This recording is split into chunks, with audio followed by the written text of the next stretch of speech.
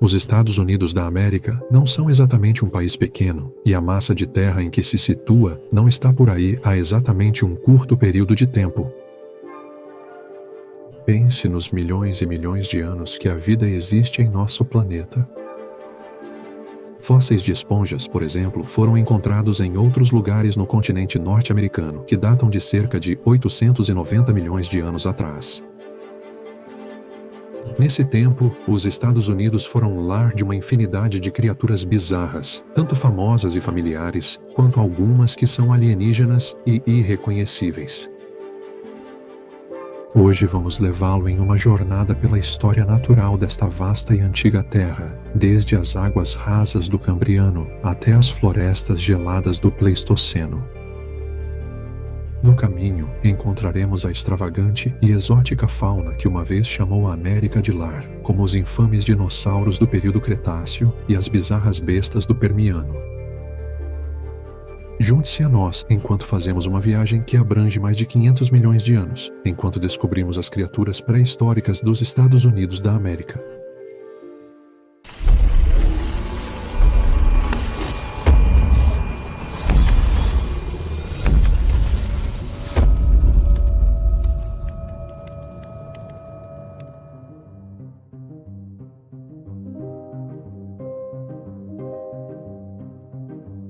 Cerca de 500 milhões de anos atrás, a vida em terra em todo o mundo era impossível. Não havia evoluído, logo não existia oxigênio em terra para a respiração dos animais terrestres. No entanto, debaixo d'água era uma história muito diferente no que um dia se tornaria os Estados Unidos da América, uma massa de terra que na época era conhecida como Laurentia. A vida era grande desde o início. Grandes massas de trilobitas, pequenos animais semelhantes a crustáceos, se alimentavam por filtração do plâncton e micro-organismos no fundo do mar raso, o que representava uma enorme proporção da vida animal até este ponto. Contudo, os trilobitas não estavam sós, algo havia evoluído para alimentar-se deles. Fósseis de Anomalocaris foram encontrados tanto no Canadá quanto nos Estados Unidos e representam o primeiro predador de topo do mundo.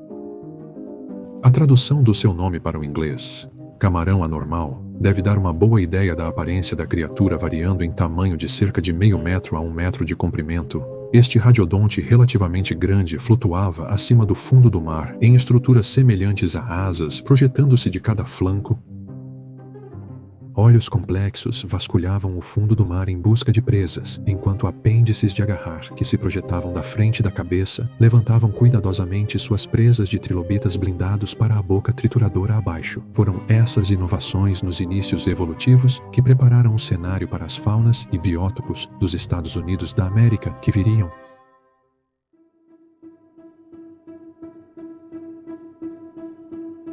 Após o Cambriano, houve o período da divisão de minério.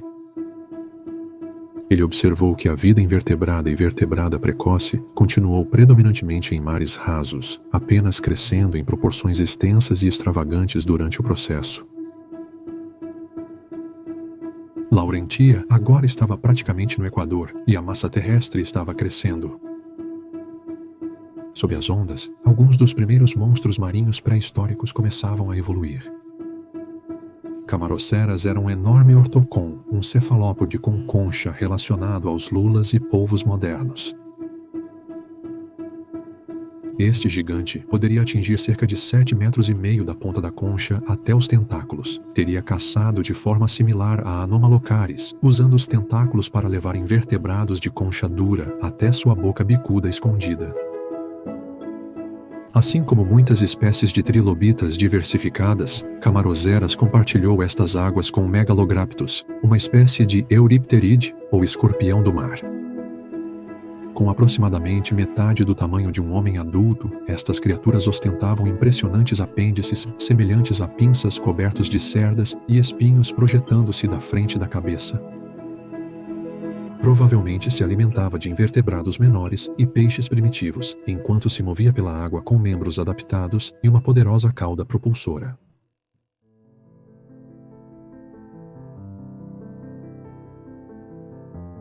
A vida animal complexa progredia no 443 milhões de anos. Ainda que fosse um continente insular, a costa leste do que viria a ser os Estados Unidos já estava, nessa época, sendo elevada bem acima do nível do mar, e as primeiras plantas começavam a crescer em terra. Isso permitiu que invertebrados primitivos explorassem uma nova fonte de alimento e a primeira vida animal começava a escapar das limitações das ondas. A vida ainda estava viva e ativa na água, no entanto, evidente em criaturas como o pequeno Climateus, uma espécie muito primitiva de tubarão que media apenas cerca de 7 centímetros de comprimento. Ao contrário de muitas espécies modernas de tubarões, o Climateus provavelmente caçava crustáceos ainda menores, complementando sua dieta com peixes, que provavelmente caçava usando sua ótima visão e pequenos dentes afiados.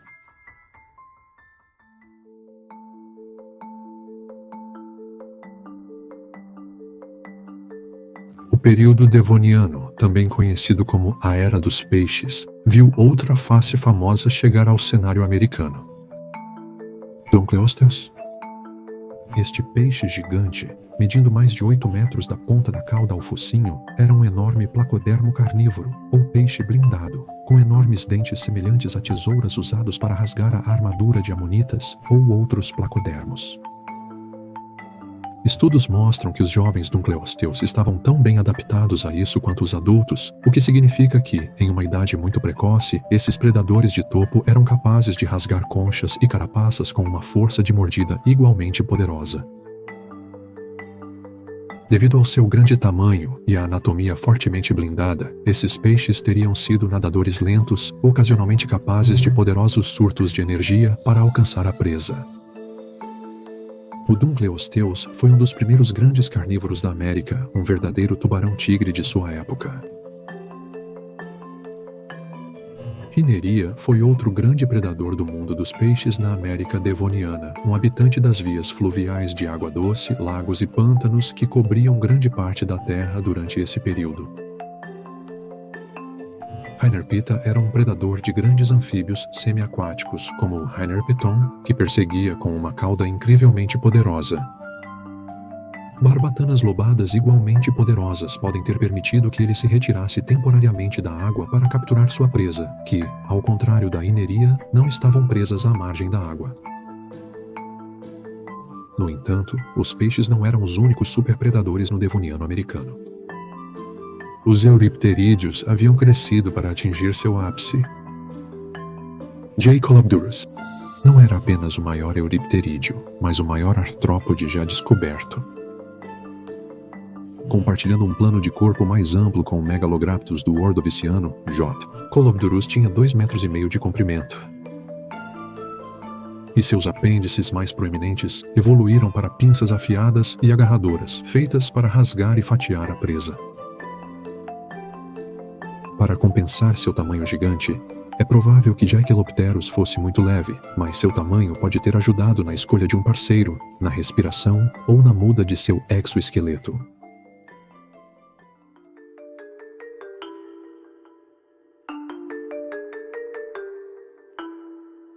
Enquanto em outras partes do mundo, o período carbonífero é sinônimo de artrópodes gigantes, na América era a vez dos peixes brilharem. A verdadeira era dos peixes na América havia agora chegado, por volta de 359 milhões de anos atrás, quando a América do Norte começou a colidir com Gondwana, um supercontinente composto por partes da África, Ásia, Oceania e Antártica. Durante a colisão, as montanhas rochosas foram formadas, enquanto um mar raso começou a cobrir grande parte do que se tornaria a terra baixa da América.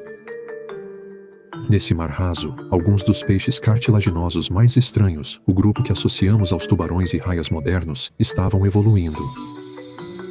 Criaturas como o balanci, o pequeno peixe, embora relacionado aos tubarões, se assemelhava mais a um peixe anzol, com suas barbatanas largas e em forma de leque, e adaptações para um estilo de vida quase sedentário, semelhante ao do peixe-sapo, entre as rochas e pedras do fundo do mar. Em outros lugares, nadava o Harpago futator, um peixe cartilaginoso sem escamas, semelhante a uma enguia, com cerca de 20 centímetros de comprimento. O que torna este peixe especialmente bizarro são as estruturas semelhantes a chifres no topo da sua cabeça. Apenas os machos possuem essas estruturas, sugerindo que elas podem ter auxiliado na exibição ou como suporte para o acasalamento, segundo os cientistas. Peixes cartilaginosos mais conhecidos habitavam o mar carbonífero raso, no entanto, na forma de Edestus, conhecido principalmente por fósseis de dentes curvos, semelhantes a lâminas ou espirais. Julgando pelo tamanho dessas espirais, podemos estimar que o Edestus pode ter atingido mais de 6 metros de comprimento, patrulhando os mares como um predador de topo, pois usava sua boca cheia de lâminas para fatiar outros peixes.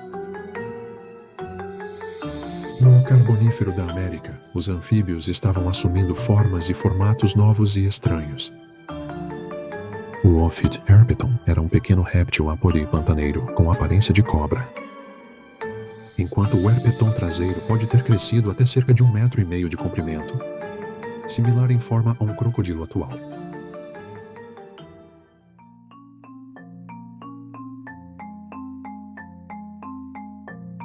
O enorme período de tempo que chamamos de Paleozoico chegou ao fim com o período Permiano.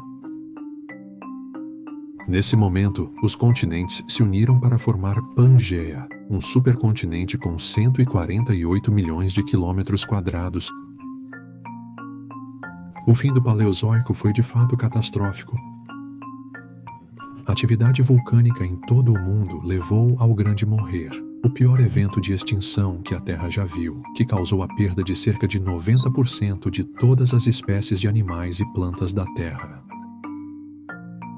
No entanto, a vida ainda deu um último viva desta vez, apresentando ao planeta algumas das formas mais engenhosas e icônicas até agora. Provavelmente todos vocês reconhecerão o Dimetrodon, um animal muito famoso semelhante a um lagarto com um dorso velejado, frequentemente confundido com um dinossauro. Dimetrodon, um habitante da América Permiana, era na verdade um mamífero basal, ou sinápsido, um grupo de animais que eventualmente, milhões de anos depois, daria origem a nós, humanos. O Permiano estava cheio de sinápsidos, e a América não era estranha a eles naquela época. Provavelmente o Dimetrodon teria caçado um Daphosaurus, um parente herbívoro grande e semelhante. Supõe-se que essas criaturas usavam as grandes velas nas costas para regular a temperatura corporal, sugerindo um estilo de vida de sangue frio. Ainda mais estranho era o Synapsidio cotilorhynchus, que apresentava um enorme corpo em forma de barril, no topo do qual estava uma mão minúscula e cômica. Em vida, pareceria uma enorme tartaruga sem casca, que talvez fosse até semi-aquática. Em outros lugares na água, outras faces familiares estavam evoluindo. O oceano viu o advento do Helicoprion, outro tubarão mundialmente famoso por seus dentes, com uma roda afiada de dentes projetando-se de sua mandíbula inferior. Ao contrário das representações famosas, é provável que essa roda de dentes fosse muito mais modesta do que as espirais serrilhadas e proeminentes como foi inicialmente retratada.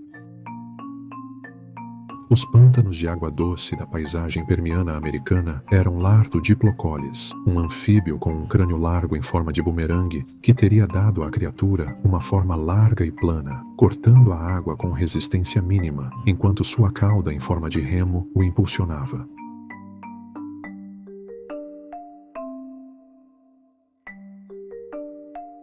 Após a grande extinção, a era dos dinossauros, o Mesozoico, estava definitivamente sobre nós, mas não instantaneamente.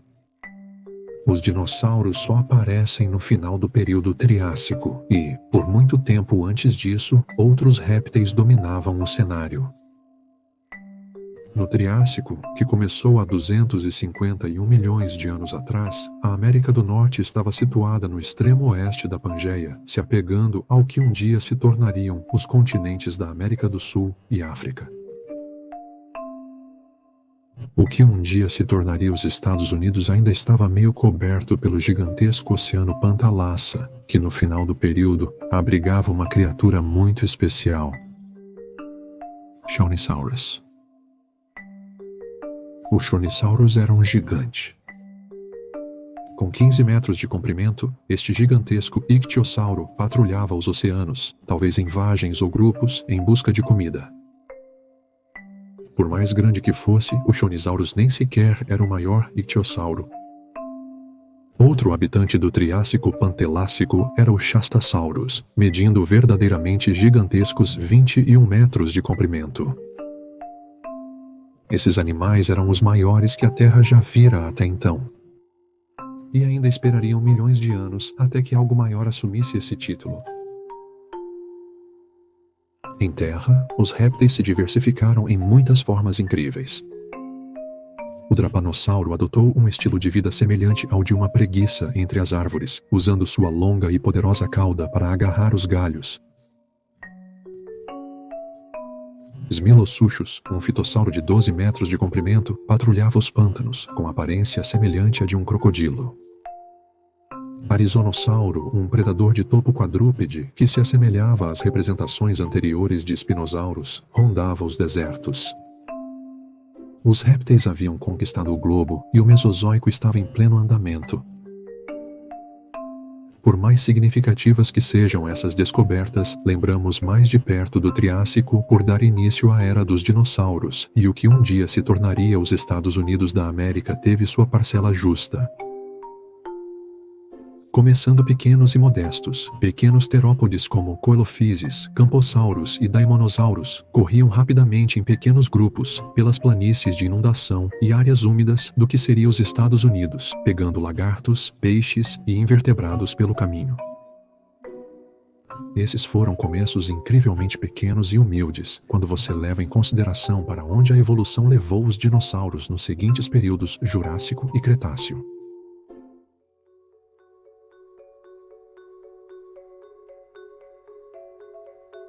No período Jurássico, que durou de cerca de 201 milhões de anos atrás até 145 milhões de anos atrás. Foi a época mais famosa dos dinossauros gigantes. Alguns dos mais famosos de todos viveram no que é agora a América durante o Jurássico.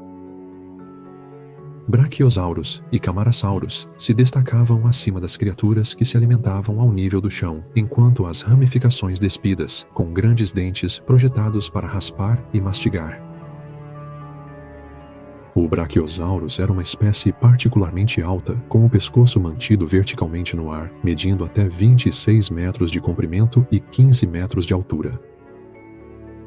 Suas patas dianteiras eram muito mais longas do que as traseiras, o que dá a este titã o seu nome, que se traduz para o português como lagarto de braço.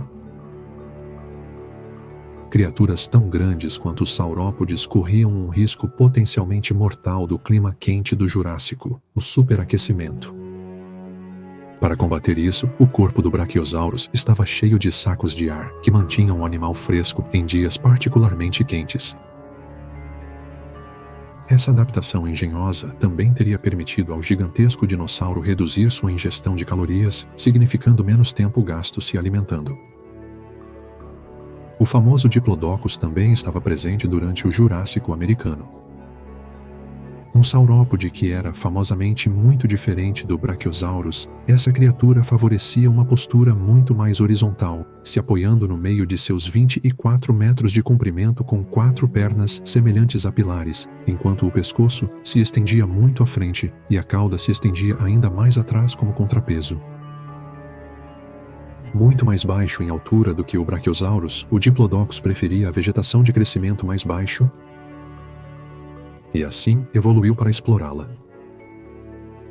A cauda era a principal defesa do dinossauro contra os grandes terópodes americanos da região, que ele balançava como um chicote, podendo facilmente debilitar ou matar um possível atacante. Como muitos outros saurópodes, os filhotes de Diplodocus, ou sauropodetes, eram minúsculos logo após o nascimento, medindo apenas cerca de 1 metro de comprimento. Os ovos eram colocados em ninhos escondidos nas densas florestas, proporcionando cobertura eficaz para as pequenas criaturas enquanto cresciam e se desenvolviam. As florestas estavam cheias de predadores rápidos, como ornitolestes e dilofossauros, que poderiam facilmente fazer uma refeição fácil dos bebês. Conforme os dinossauros cresciam, deixavam as florestas para se unir aos grandes rebanhos nas planícies abertas, enfrentando um novo tipo de ameaça. Essa ameaça vinha na forma do infame Allosaurus, carinhosamente referido como o leão do Jurássico, devido à sua natureza de caça em grupo. Grupos desses grandes terópodes se reuniam nas planícies abertas para caçar diplodocos doentes, velhos ou jovens, saltando e arranhando os rebanhos com garras afiadas em seus membros anteriores e posteriores, bem como grandes mandíbulas que se fechavam rapidamente. Não havia muita coisa na América Jurássica que o Allosaurus não caçaria. Suas refeições provavelmente incluíam herbívoros, tanto grandes quanto pequenos, bem como outros terópodes, além de seu cardápio de saurópodes. No entanto, o Allosaurus era bastante fraco para um terópode tão grande, e os paleontólogos apresentaram a teoria de que o grande dinossauro era na verdade um carniceiro, quase como um abutre réptil gigante. Outro dinossauro nativo do Jurássico dos Estados Unidos da América era o popular Superstar Stegosaurus. Além de estar armado com 4 longos e afiados espinhos na cauda conhecidos como Tegomyzers, o Stegosaurus era famosamente o orgulhoso proprietário de espetaculares placas espinhais ósseas que iam dos ombros do dinossauro até a base da cauda. Essas placas foram tema de muitos debates científicos ao longo dos anos sobre para que especificamente o dinossauro as usava. A teoria predominante é que o Stegosaurus usava suas placas, como o Dimetrodon do Permiano, como um meio de regular sua temperatura corporal em períodos quentes. Mas outras teorias incluem que elas serviam como um meio de exibição ou comunicação para outros membros da espécie, indicando que o indivíduo que as usava estava ou interessado em acasalar ou era um membro rival do mesmo sexo com quem não se deveria mexer. O último também era provavelmente usado para afastar ataques de criaturas como os predadores maiores, como o Allosaurus ou o Tarbosaurus. A América era, na época, também lar de uma série de herbívoros menores que se alimentavam da vegetação nas regiões florestais da área, como Driosaurus, Otinelia e Fruitedens. O Jurássico do que um dia se tornaria os Estados Unidos da América é um exemplo fantástico da diversificação dos dinossauros. É impressionante pensar que todos esses seres, dos enormes sauropods aos pequenos forrageadores, eram parentes distantes.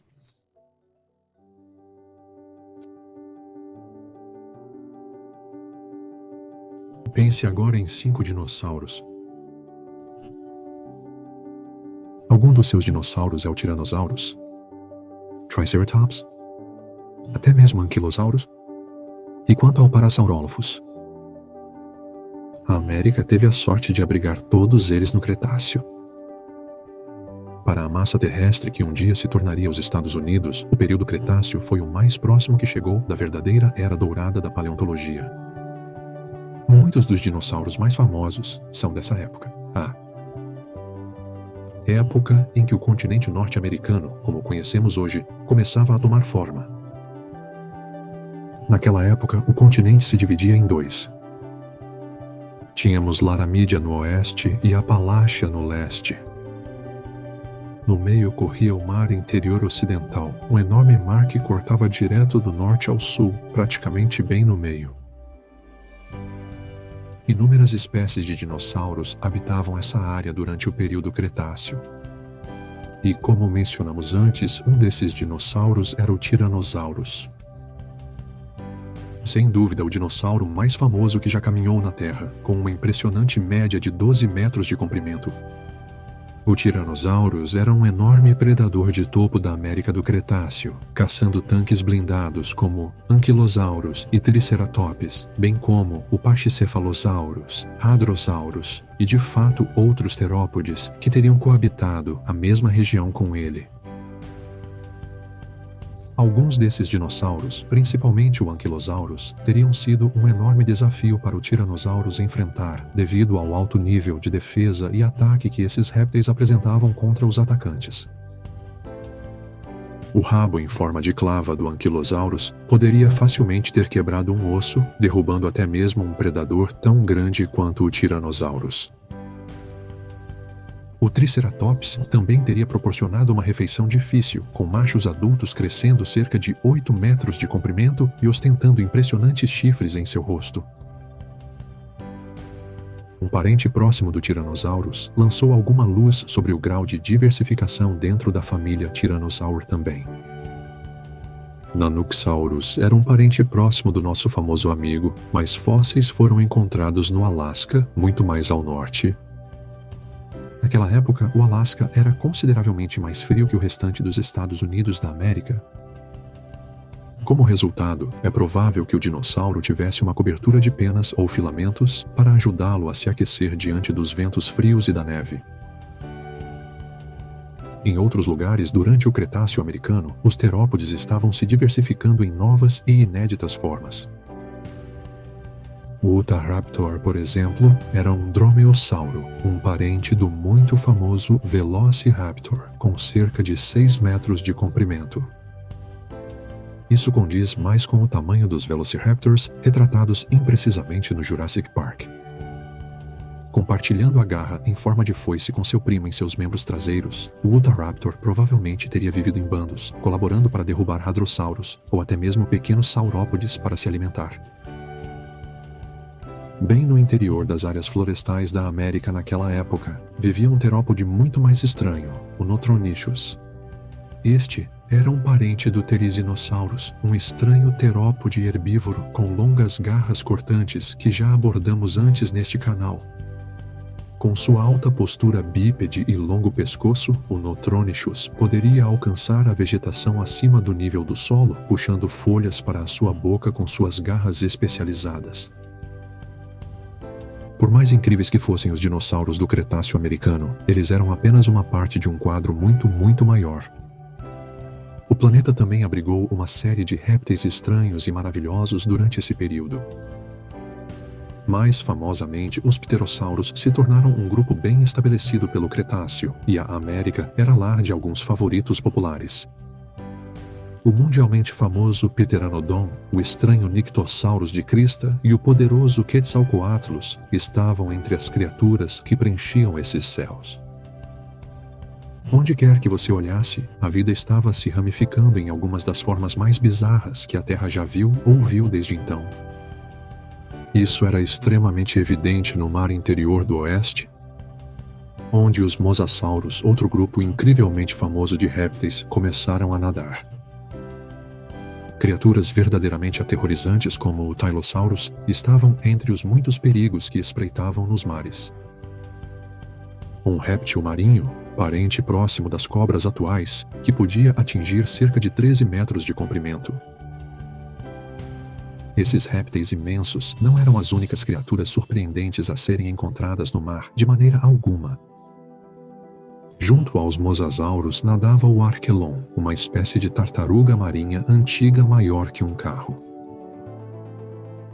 Apesar de sua aparência colossal, o casco do Archelon teria sido surpreendentemente leve, consistindo em uma carapaça óssea fina feita pelas costelas. Nas margens do mar interior viviam enormes colônias de Hesperornis, uma ave marinha semelhante em tamanho e forma a um grande pinguim, com uma figura muito mais esbelta e um bico longo e estalante, que teria ajudado a capturar as muitas espécies de peixes nativas do mar interior ocidental. No entanto, precisava ter cuidado, pois um desses peixes, o Schifactinus, tinha 6 metros de comprimento, armado com uma série de dentes longos e finos do tamanho de uma mão humana. Este peixe seria mais do que capaz de arrancar um infeliz Hesperornis das águas com grande poder e ainda maior velocidade.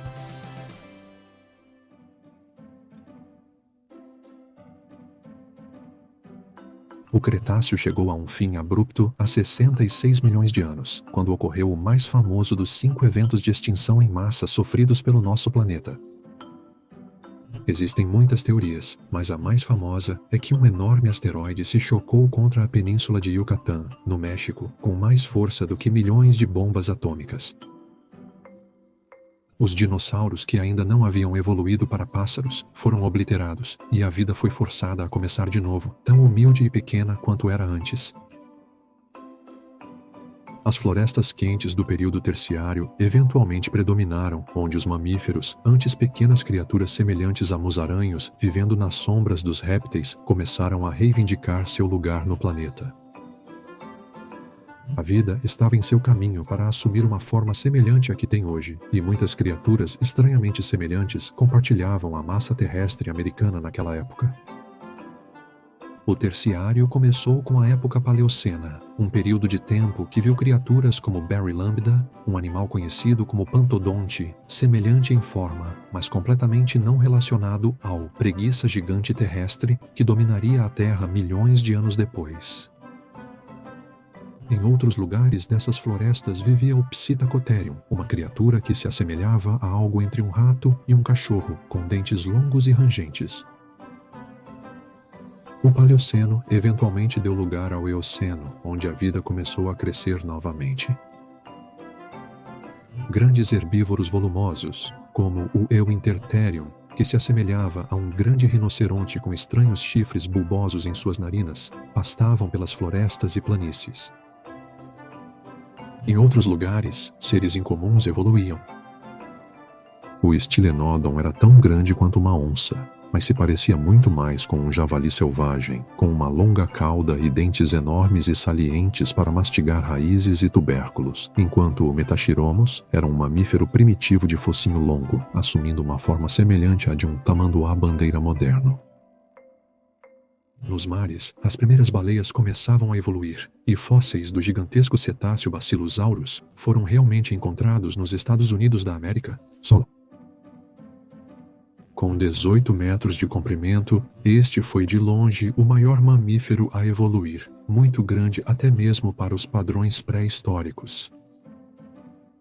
A época Oligoceno seguinte foi o último ato do período terciário e viu a chegada de alguns dos primeiros grandes carnívoros mamíferos na cena.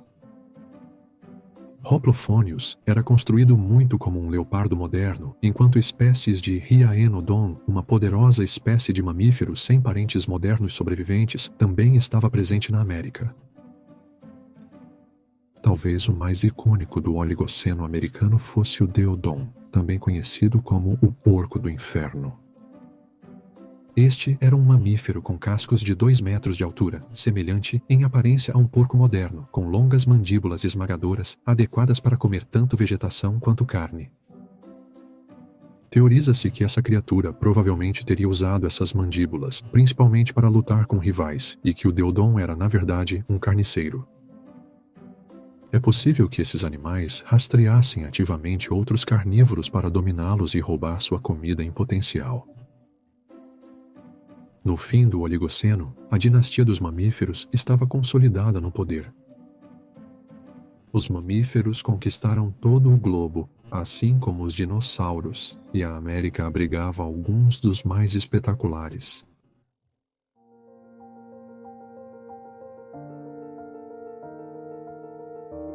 Se o terciário americano foi espetacular, então o quaternário foi definitivamente um espetáculo a ser visto, mesmo para os paleontólogos mais experientes.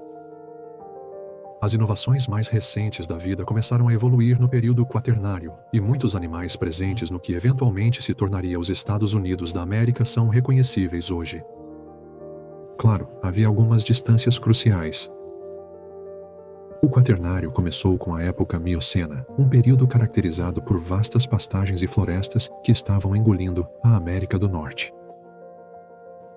Criaturas grandes e opressivas evoluíram para explorar as gramíneas, que estavam em ascensão ao longo do Cenozoico, e outros animais, por sua vez, evoluíram para predá-los. Um viajante do tempo para as pastagens do Mioceno da América poderia ter se deparado com a espetacular visão de um rebanho de meropus, um animal de um grupo conhecido como Chalicópteres, que se assemelhava a algo entre um grande cavalo e uma girafa. Diferentemente de outros calicoteres que evoluíram para andar sobre os nós dos dedos, o Meropus escolheu andar com os pés completamente no chão, com grandes garras nas mãos dianteiras. Isso permitiu que a criatura crescesse mais que a maioria dos calicóteres, e essas bestas prosperaram nas vastas pastagens de sua época. As pastagens do Mioceno na América também eram povoadas por animais como os sintetoceras, um animal com cascos, semelhante em aparência a uma antílope moderna, mas com um enorme chifre bifurcado em forma de haste na ponta do nariz. O Aepycamelus também estava presente aqui, um parente alto e esguio dos camelos modernos, com olhos de girafa.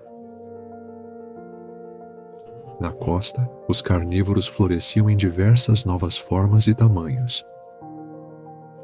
Como o Pontolis, por exemplo, uma espécie muito grande de morsa primitiva que não tinha presas. Teria sido uma visão comum, mas imponente, nas costas rochosas do litoral do Pacífico há 10 milhões de anos, quando se arrastava para a terra, emitindo um longo, profundo e estrondoso grito. O Mioceno foi sucedido pelo Plioceno, que durou de cerca de 5,3 a 2,5 milhões de anos atrás, um período relativamente curto na escala de tempo geológica. Fósseis de grandes mamíferos marinhos são comuns do Plioceno, e a América tinha um deles, o Semirostrum cerutii, uma espécie de cetáceo com uma grande mandíbula inferior projetada, talvez usada para peneirar o sedimento do fundo do mar em busca de comida escondida. Em terra, no entanto, um dos grupos de animais mais populares dos dias atuais estava evoluindo, os elefantes. Gomphotheres era uma espécie americana do Plioceno, com uma semelhança impressionante com seus sucessores modernos. Ainda era muito grande, com cerca de 3 metros de altura, mas tinha uma mandíbula inferior muito longa, da qual brotavam dentes altamente especializados para revolver a terra, permitindo que o animal cavasse raízes para se alimentar. Ainda possuía longas presas, mas estas eram curvadas para baixo e um tronco primitivo estava evoluindo também, o que teria dado à criatura um alto grau de destreza para manusear alimentos. Nossa última parada neste tour do Quaternário é o Pleistoceno. O período mais associado aos mamutes lanosos, a Era do Gelo, ocorreu na chegada dos humanos modernos. Mamutes existiam na América no Pleistoceno, mas talvez seja mais apropriado falarmos sobre os mastodontes, espécies de proboscídeos que habitavam as florestas, um pouco menores que os mamutes, com cabeças planas e inclinadas. Eles eram endêmicos do Novo Mundo, e enquanto os mamutes desfrutavam de uma existência em todo o hemisfério norte, a América pode orgulhosamente reivindicar os mastodontes como algo um pouco mais exclusivo. O Pleistoceno era conhecido por sua megafauna, ou seja, versões muito maiores dos animais modernos. Alguns destes eram de fato muito famosos. O Smilodon, a espécie mais famosa de gatos de dentes de sabre, viveu na América durante o Pleistoceno, representando uma ameaça assustadora para nossos primeiros ancestrais. Arquitodus, o enorme urso de cara curta, também estava presente nos Estados Unidos na segunda metade do Pleistoceno, uma das criaturas mais majestosas e impressionantes que já chamaram este continente de lar. Não foram apenas os mamíferos que dominaram a América nessa época. Os dinossauros estavam de volta na forma de titanos, uma espécie extremamente alta de pteropássaro predatório e incapaz de voar, que conseguiu atravessar para a América do Norte vindo da América do Sul, onde sua espécie era inicialmente muito mais abundante. Essas enormes aves devem ter percorrido as pradarias de sua época, predando mamíferos grandes e pequenos. Não podemos fazer um documentário sobre a história natural da América. Antes de fazer uma última parada, porém, talvez uma das criaturas mais extravagantes e incríveis de todos os tempos tenha feito sua casa no que um dia se tornaria os Estados Unidos da América. Megalonyx. O preguiça terrestre de Jefferson foi uma espécie americana notável no Pleistoceno. Maiores que seus parentes modernos, essas enormes criaturas eram mamíferos de pasto com garras assustadoramente longas, usadas para derrubar galhos e atacar possíveis predadores.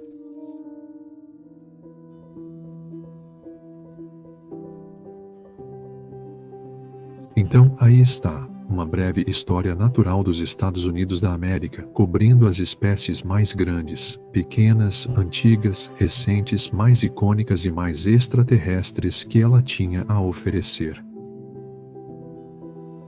É uma grande pena que algumas dessas criaturas não continuem a existir na América hoje, mas os fósseis e sinais ao redor delas nos proporcionaram uma incrível visão de como essas criaturas podem ter parecido e vivido, o que é algo pelo qual todos podemos ser gratos. Também podemos observar a natureza em nosso mundo hoje e refletir sobre sua origem. Para os espectadores nos Estados Unidos da América, da próxima vez que olharem pela janela e virem um pássaro, lembrem-se que estão observando uma linhagem que remonta aos dinossauros terópodes do Mesozoico. Os Utahraptors, Tyrannosaurus e Allosaurus que uma vez percorreram esta terra estão apenas a um passo, em termos evolutivos, dos cardeais, gaivotas e pardais que você pode ver diariamente.